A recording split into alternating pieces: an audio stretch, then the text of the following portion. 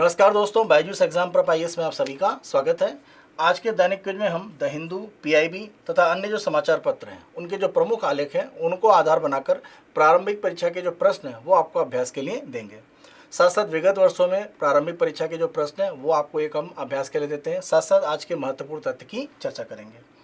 आज के सत्र को प्रारंभ करें इससे पहले आप सभी अभ्यर्थियों के लिए महत्वपूर्ण सूचना है, और शायद ये सूचना आपको मिल भी चुकी होगी कि यूपीएससी की तरफ से 2024 की जो प्रीलिम्स की परीक्षा है उसको एक्सटेंड कर दिया गया है। जो मई के अंतिम सप्ताह में थी वो अब 16 जून को यानी आपका जून में कंडक्ट की जाएगी। तो 16 जून को यह परीक्षा एक तरह से एक्सटेंड कर दी गई है, कारण आम चुनाव है। और इसलिए आप देखें कि एक तरह से 2024 के प्रीलिम्स की तैयारी के लिए अतिरिक्त समय एक तरह से अभ्यर्थियों को मिल रहा है।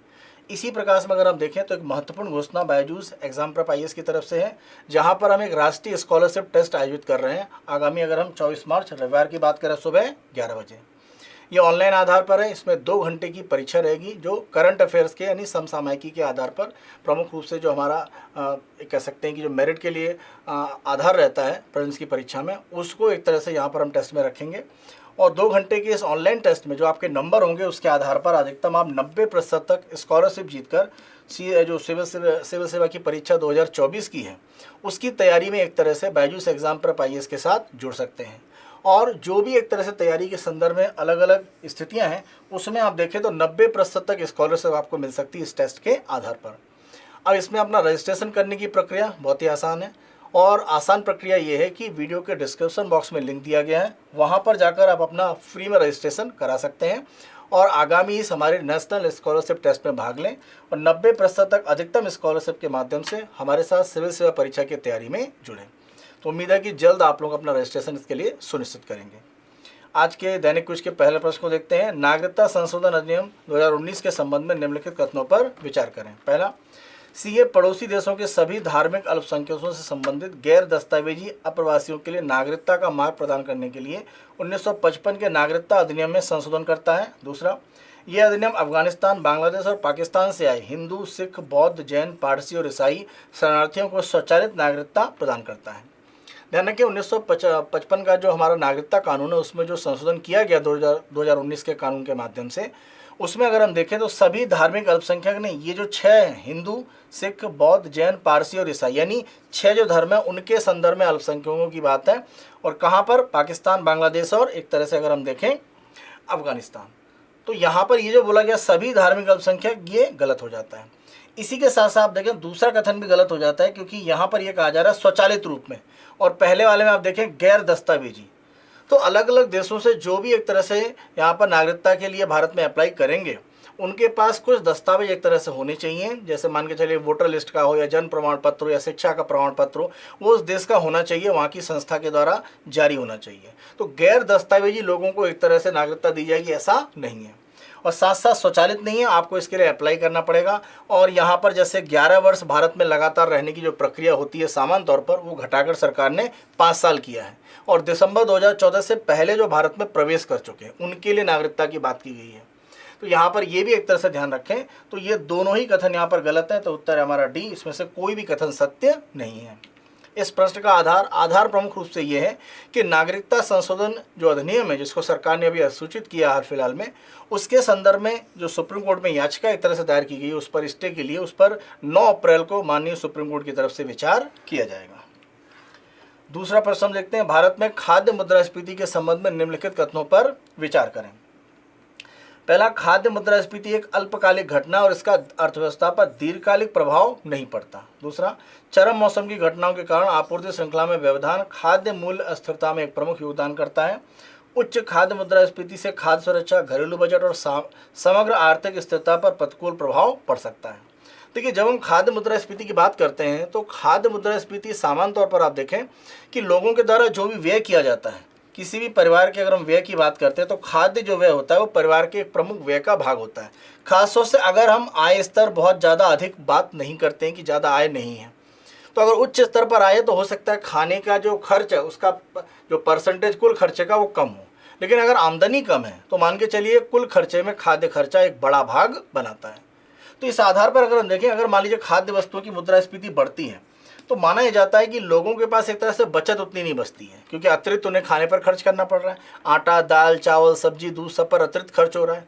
तो आय की असमानता की स्थितियां एक तरह से बनती हैं, क्योंकि जो उच्च वर्ग है या मध्यम वर्ग है वो आसानी से खर्च कर पा रहा है, लेकिन जो गरीब है उसके लिए समस्याएं बढ़ती हैं। साथ साथ आप देखें जो जीवन की एक तरह से सामान्य जो लागत है वो बढ़ जाती है।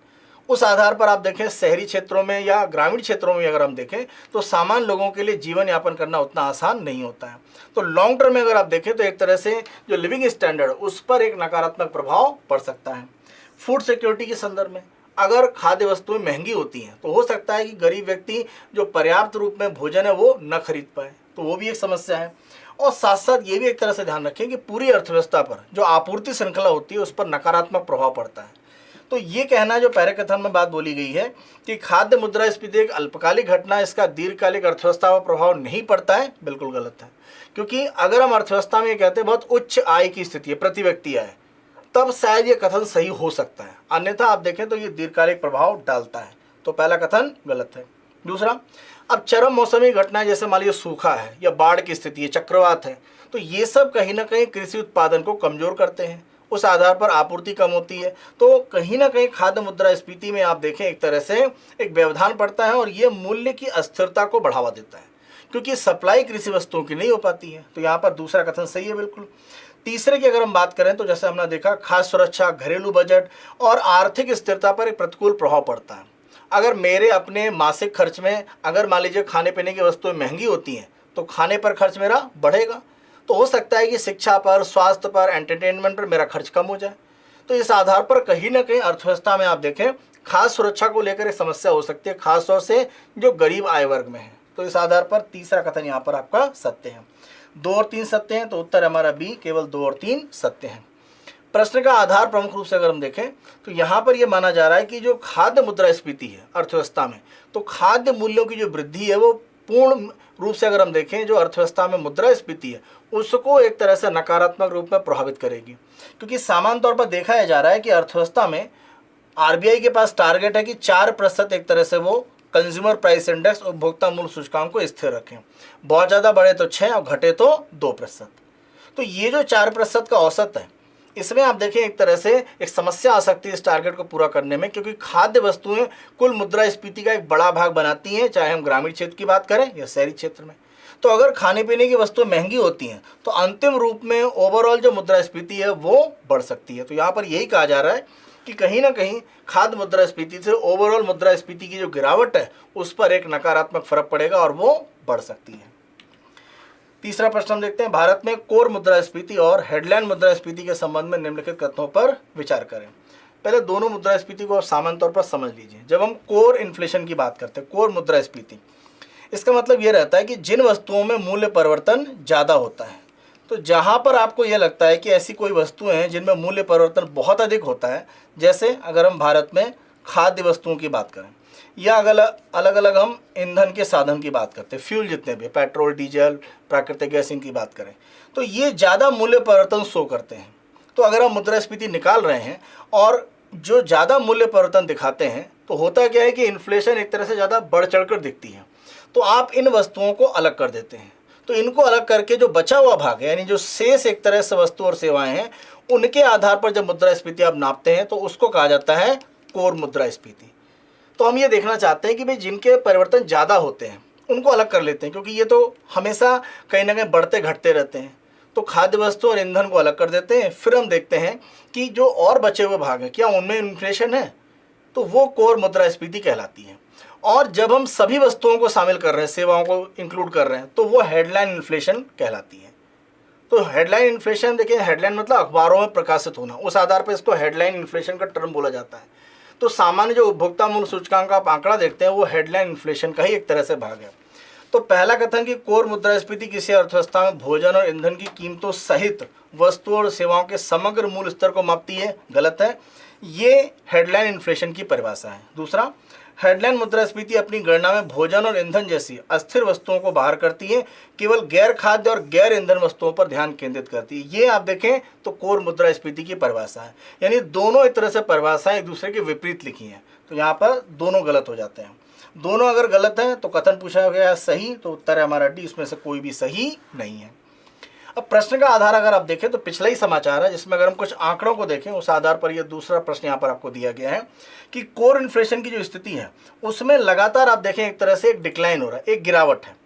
इसकी तुलना में अगर हम देखें जो हेडलाइन इन्फ्लेशन है वो एक तरह से माना जा रहा है कि जो फूड प्राइसेस है, मूल्य वृद्धि जो खाद्य वस्तुओं में हो रही है उसके कारण बढ़ रहा है। क्योंकि आप ध्यान रखें कोर इन्फ्लेशन में खाद्य वस्तुएं नहीं होती हैं, तो अगर खाद्य वस्तुएं महंगी हो रही हैं तो कोर इन्फ्लेशन पर ज़्यादा फर्क नहीं पड़ेगा, लेकिन कुल मिलाकर जो हेडलाइन इन्फ्लेशन है उसके बढ़ने की स्थितियां बनेंगी। और विंटर में आप देखें माना जा रहा है कि सब्जी साथ साथ अगर हम अन्य प्रकार की जो एक तरह से वस्तुओं देखें उनके मूल्यों के संदर्भ में स्थिति थोड़ी सी नियंत्रित हुई थी, लेकिन अब फिर से ये बढ़ता हुआ दिख रहा है। तो यहाँ पर अगर हम प्याज टमाटर के मूल्यों की बात करें तो 15 मार्च का आंकड़ा बता रहा है कि इसमें एक वृद्धि हुई है। इस साल अगर हम आलू के मूल्यों में देखें वृद्धि की संभावना जताई जा रही है, क्योंकि जो फसल है उसमें थोड़ी सी कुछ कमी हुई है। तो ये सब आगे चलकर एक तरह से जो हेडलाइन इन्फ्लेशन है उसको बढ़ावा देंगे, ना कि कोर इन्फ्लेशन को। तो दोनों का अंतर स्पष्ट ध्यान रखिए, इसके आधार पर कई बार यूपीएससी ने प्रश्न पूछा है। चौथा प्रश्न, भारत में न्यूनतम समर्थन मूल्य के संबंध में निम्नलिखित कथनों पर विचार करें। एमएसपी किसानों को प्रदान किया गया एक कानूनी अधिकार है जो उन्हें उनकी कृषि उपज के लिए न्यूनतम आय की गारंटी देता है। तो पहला कथन तो यहाँ पर गलत हो जाता है, क्योंकि किसानों का जो आंदोलन अभी चल रहा है उसका आधार यही है कि एमएसपी को कानूनी गारंटी दी जाए। तो एमएसपी आप देखें कैबिनेट के निर्णय के माध्यम से लागू किया गया, इसमें किसी भी तरह से आप देखें कोई कानूनी रूप नहीं है। मान लीजिए कल की डेट में सरकार मना कर देती है कि एमएसपी जारी नहीं होगा, तो कोई कानूनी ऐसा आधार नहीं है कि आप इसे चैलेंज कर सकें कि इसको सरकार ने लागू क्यों नहीं किया।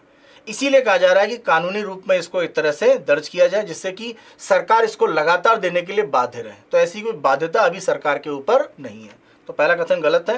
दूसरा, एमएसपी घोषणाएं किसान को उच्च घोषित कीमतों वाली फसलों की ओर बढ़ने के लिए प्रोत्साहित करती हैं। तो प्रमुख रूप से अब यहाँ पर देखें सरकार की तरफ से एक तरह से कहा क्या गया है, सरकार की तरफ से माना यह जाता है कि जो भी एक तरह से अलग अलग तरह की वस्तुएं एमएसपी की हैं, तो सरकार एमएसपी की घोषणा क्यों करती है। एमएसपी की घोषणा करने का उद्देश्य ये रहता है कि जो भी एक तरह से फसल है वहाँ पर प्रमुख रूप से अगर हम देखें कोशिश सरकार की रहती है कि जिनमें एक तरह से एमएसपी ज़्यादा घोषित किया गया वहाँ पर एमएसपी की जो स्थितियाँ हैं उसमें सरकार की तरफ से एक ऐसा प्रयास किया जाए कि अगर एमएसपी थोड़ा बढ़ाकर दिया जाए तो किसान शायद प्रेरित हो उन फसलों के उत्पादन के लिए।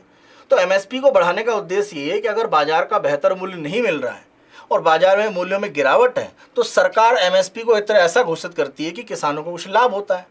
तो एमएसपी से किसान अगर लाभ में है तो वो उन फसलों को ज़्यादा उगाने का प्रयास करते हैं जिसमें एमएसपी घोषित है। जैसे भारत में आप देखें 23 अलग अलग फसलों में एमएसपी दिया जाता है। तो दूसरा कथन बिल्कुल सही है। तीसरा, एमएसपी एक न्यूनतम मूल्य के रूप में कार्य करता है जो अधिशेष उत्पादन के मौसम के दौरान कृषि वस्तुओं की बाजार कीमतों को एक निश्चित स्तर से नीचे गिरने से रोकता है। जैसे एमएसपी सरकार के द्वारा जो घोषित किया जाता है उससे नीचे अगर किसान की फसल बिक रही है तो वो सरकारी मंडी में सरकार के पास जाकर यानी एफसीआई के पास अपनी फसल को एमएसपी पर बेच सकती है। तो ये एक निश्चित स्तर जो एमएसपी का उससे नीचे फसल के मूल्य को गिरने से रोकता है। तो तीसरा कथन भी सही है। तो केवल पहला गलत है, इसीलिए उत्तर हमारा सी, केवल 2 और 3 कथन सत्य हैं। प्रश्न का आधार यहाँ पर यह है कि अगर हम एमएसपी की बात करें तो यहाँ पर एक आर्टिकल में कहा जा रहा है कि जो एमएसपी की गारंटी है वो कहीं ना कहीं अगर हम देखें तो नैतिक रूप में एक तरह से कृषि क्षेत्र के लिए आवश्यक है। तो आप ध्यान रखें लंबे समय से लगभग अगर हम 1965-66 से देखें तो भारत में ये लागू है और आज तक लागू है, तो इसे बंद करने की ऐसी कोई संभावना नहीं है। तो ये कहना है कि ये गारंटी कानून के रूप में दी जाए तो वो जरूर एक तरह से किसान आंदोलन की मांग है, लेकिन सरकारें लगातार इसको जारी करती रही हैं। तो एमएसपी कृषि क्षेत्र में किसानों के एक बड़े लाभ की स्थिति को दर्शाता है। विगत वर्षों के प्रारंभिक परीक्षा के प्रश्नों को देखते हैं। तो 2020 की प्रारंभिक परीक्षा का प्रश्न है, निम्नलिखित कथनों पर विचार करें। कोयले की राख में आर्सेनिक, सीसा और पारा होता है। तो ध्यान रखें कोयले के जब जलने की स्थिति होती है तो उसमें ऐसे जो राख निकलती है उसमें आप देखें तो आर्सेनिक, सीसा और जो पारा है उसके एक तरह से कुछ वहाँ पर मात्रा पाई जाती है। तो पहला कथन बिल्कुल सही है। कोयले से चलने वाले बिजली संयंत्र पर्यावरण में सल्फर डाइऑक्साइड और नाइट्रोजन के ऑक्साइड छोड़ते हैं। तो दोनों ही आप देखें प्रमाण है कि जितने भी थर्मल पावर सेंटर जहां पर कोयला जलाकर बिजली उत्पादन किया जाता है उनमें सल्फर डाइऑक्साइड और नाइट्रोजन के ऑक्साइड एक तरह से एमिशन होता है, उत्सर्जन होता है। दूसरा कथन सत्य है। तीसरा, भारतीय कोयले में राख की मात्रा अधिक पाई जाती है और ये भारत में कोयले के संदर्भ में आप देखें कि नकारात्मक स्थिति है। इसीलिए ज़्यादा अच्छी गुणवत्ता के कोयले के लिए आप देखें जैसे हम एक तरह से कुकिंग कोल की बात करते हैं वो बाहर से आयात किया जाता है। जैसे अगर हम एंथ्रासाइड की बात करें, हमारे एंथ्रासाइड कोयला जो सबसे उच्च स्तर का होता है जिसमें कार्बन की मात्रा सबसे ज़्यादा होती है वो बड़ी मात्रा में नहीं है। तो इस आधार पर भारत में जो कोयला है उसमें राख या एस की मात्रा एक तरह से ज़्यादा है। तो तीसरा कथन भी सही है, तीनों सत्य हैं, तो उत्तर है हमारा डी 1 2 3 तीनों सत्य हैं। दैनिक क्विज के तीसरे और अंतिम भाग में आज के तथ्य की हम चर्चा करेंगे, और आज का जो फैक्ट हमने लिया है वो जेंडर एक तरह से जो गैप है उसके आधार पर जो पेमेंट होते हैं उनमें जो गैप की स्थिति है, यानी वेतन में जो भेद है वो लैंगिक भेद के साथ है। यानी ऐसा नहीं कि आपकी काबिलियत या आपकी जो मेरिट है उसके आधार पर कोई वेतन में अंतर नहीं है, केवल जेंडर या लिंग के आधार पर एक अंतर दिख रहा है। और आप देखें, अगर हम 2022 के जेंडर गैप इंडेक्स की बात करते हैं तो 146 देशों में भारत की रैंक 135 थी, और वहाँ पर आप देखें रिपोर्ट में स्पष्ट रूप से ये बोला गया था कि जो पुरुष हैं वो 82% एक तरह से आप देखें लेबर इनकम का पार्ट प्राप्त करते हैं, जबकि 18% महिलाएं। तो जबकि अगर हम जनसंख्या की बात करें या लेबर फोर्स में सामान्य तौर पर जो भागीदारी होनी चाहिए वो बराबर लगभग होनी चाहिए, क्योंकि जनसंख्या में महिलाओं का हिस्सेदारी आप देखें लगभग 50% के आसपास है, लगभग पुरुषों के बराबर थोड़ा सा कम है। तो उस आधार पर इतना बड़ा गैप क्यों है? तो ये जेंडर गैप कहीं ना कहीं जो एक तरह से वेतन में दिखता है वो आधिकारिक रूप में जेंडर गैप जो हमारे यहाँ कह सकते हैं महिलाओं के विभेद के रूप में दिखाई पड़ता है उसी का आधार है। तो जेंडर गैप कहीं ना कहीं एक पेमेंट के गैप के रूप में पुरुष और महिलाओं में दिख रहा है। यहाँ पर आप ये भी ध्यान रखें, जैसे अगर पिछले साल नोबेल पुरस्कारों की बात करें तो अर्थशास्त्र का जो नोबेल पुरस्कार है अमेरिकी अर्थशास्त्री क्लॉडिया गोल्डविन को दिया गया था, और उनका बड़ा अध्ययन इसी क्षेत्र में है, और खासतौर पर उन्होंने अमेरिका में अध्ययन किया, लेकिन ये भारत में भी लागू है। और माना यह जाता है कि वैश्विक जो एक तरह से लेबर मार्केट है वहाँ पर आप देखें कि जो महिलाएं हैं वो पुरुषों की तुलना में कम एक तरह से आय प्राप्त करती हैं। तो गोल्डविन का जो रिसर्च है वो काफ़ी हद तक एक तरह से सटीक माना जाता है। उनकी तरफ से कुछ और तथ्य अपने अध्ययन में सामने लाए गए।